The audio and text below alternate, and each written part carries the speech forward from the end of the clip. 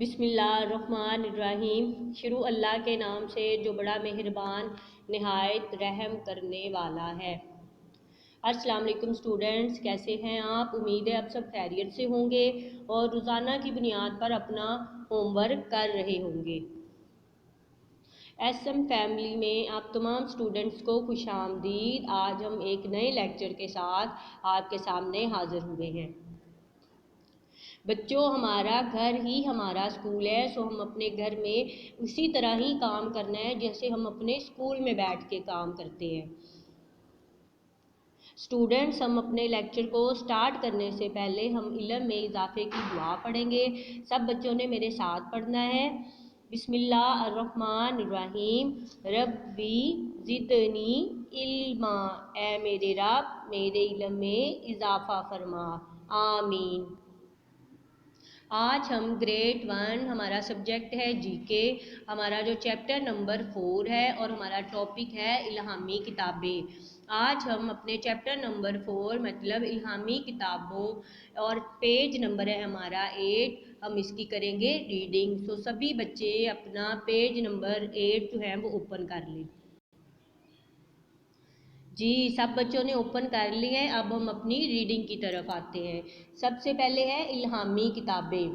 इल्हामी किताबें। अल्लाह ताला ने अपने बंदों को सीधा रास्ता दिखाने के लिए अपने रसूलों पर किताबें नाज़िल फरमाई। अल्लाह ताला ने अपने बंदों को सीधा रास्ता दिखाने के लिए अपने रसूलों पर किताबें नाज़िल फरमाई। ये इल्हामी किताबें कहलाती हैं। ये इल्हामी किताबें कहलाती हैं।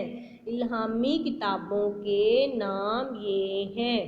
इल्हामी किताबों के नाम ये हैं। तौरात पहली है। फर्स्ट जो इल्हामी किताब थी वो थी तौरात।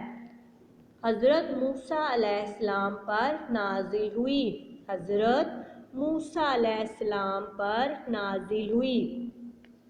दूसरी इल्हामी किताब है ज़बूर। दूसरी इल्हामी किताब है ज़बूर। हज़रत दाऊद अलैहिस्सलाम पर नाजिल हुई। हज़रत दाऊद अलैहिस्सलाम पर नाजिल हुई। तीसरी इल्हामी किताब है इंजील।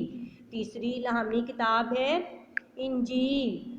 हज़रत ईसा अलैहिस्सलाम पर नाजिल हुई। इंजील हज़रत ईसा अलैहिस्सलाम पर नाजिल हुई। उसके बाद जाता है जो लास्ट है 4 किताब है, वो है कुरान मजीद। कुरान मजीद हज़रत मोहम्मद सल्लल्लाहु अलैहि वसल्लम पर नाजिल हुआ। कुरान मजीद हज़रत मोहम्मद सल्लल्लाहु अलैहि वसल्लम पर नाजिल हुआ। सो स्टूडेंट्स, कुरान मजीद हमारी आखिरी किताब है जो ता क़यामत मुसलमानों के सीनों में महफूज रहेगी। लास्ट में लिखा हुआ है कि मुसलमान सब इल्हामी किताबों का एहतराम करते हैं। मुसलमान सब इल्हामी किताबों का एहतराम करते हैं।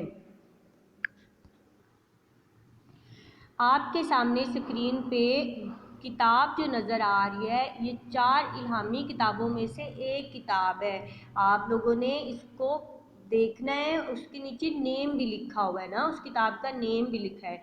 सो आप लोगों ने गैस करना है। ध्यान से पढ़ के मुझे बताएं कि ये कौन सी किताब है। जी, ये है कुरान मजीद। और कुरान मजीद हज़रत मोहम्मद सल्लल्लाहु अलैहि वसल्लम पर नाजिल हुआ और ये अल्लाह ताला की आखिरी किताब है। अपनी रीडिंग को ख़त्म करने के बाद हम अपनी एक्टिविटी मतलब एक्सरसाइज की तरफ आते हैं, जो कि सरगर्मी नंबर 1 है। हम अब ये करेंगे। सब बच्चे जो है वो पहले हम फर्स्ट में स्टेटमेंट जो है वो पढ़ेंगे। अंबिया इकराम अलैहिस्सलाम के नामों को उन पर नाजिल होने वाली किताबों से मिलाएं। अंबिया इकराम अलैहिस्सलाम के नामों को उन पर नाजिल होने वाली किताबों से मिलाएं। फर्स्ट में नेम है, एक साइड पे नेम लिखे हुए हैं अंबिया इकराम के और दूसरी साइड पे किताबों के नेम लिखे हुए हैं।